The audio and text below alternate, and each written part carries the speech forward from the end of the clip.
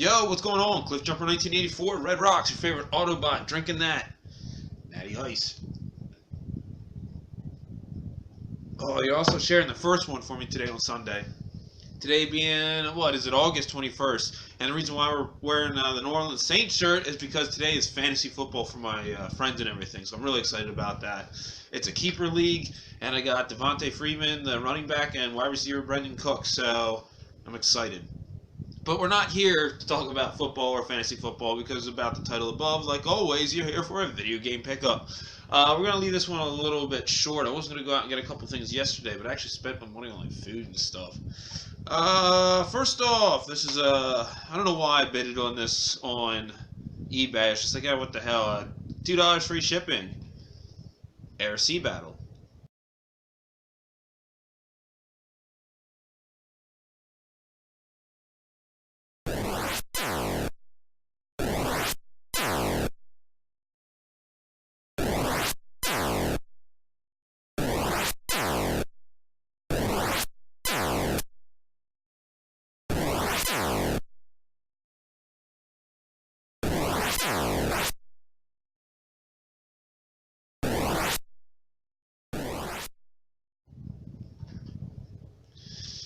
Never had it, never owned it. I've seen, gameplay of it before, but whatever. For $2, I'm sure it's maybe worth that. Whatever.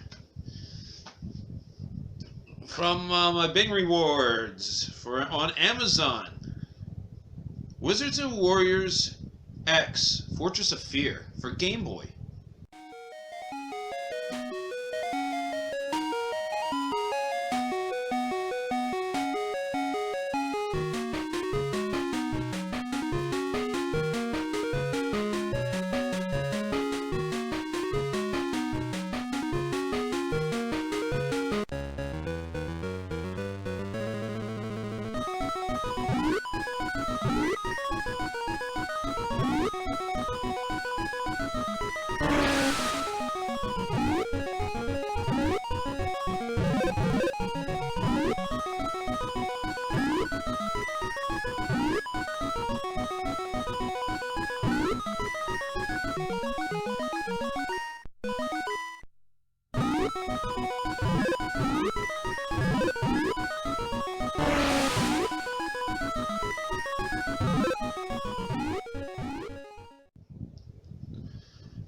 I've emulated this. I've known somebody who had this before on Game Boy, and I know I've played it.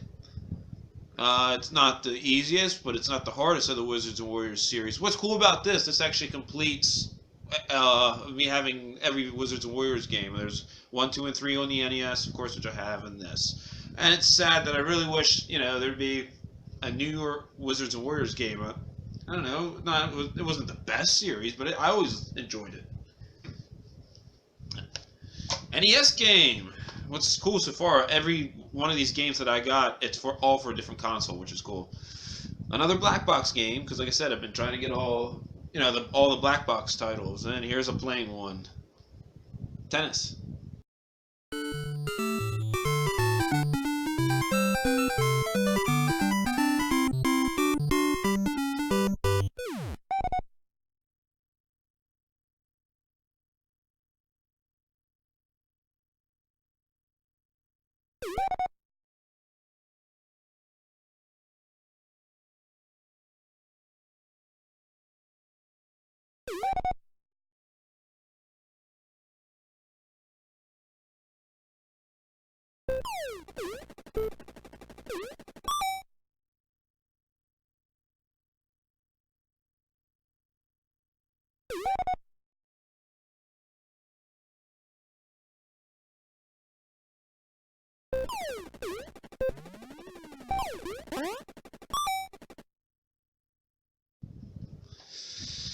What can I say about it?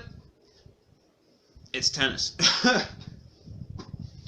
Last one got brand new, and when you say brand new, what's the newest console I have? The Wii U. And Nintendo Select, so instead of $50, you pay $20 brand new for it. Well, of course, there's tax. Donkey Kong Country Tropical Freeze.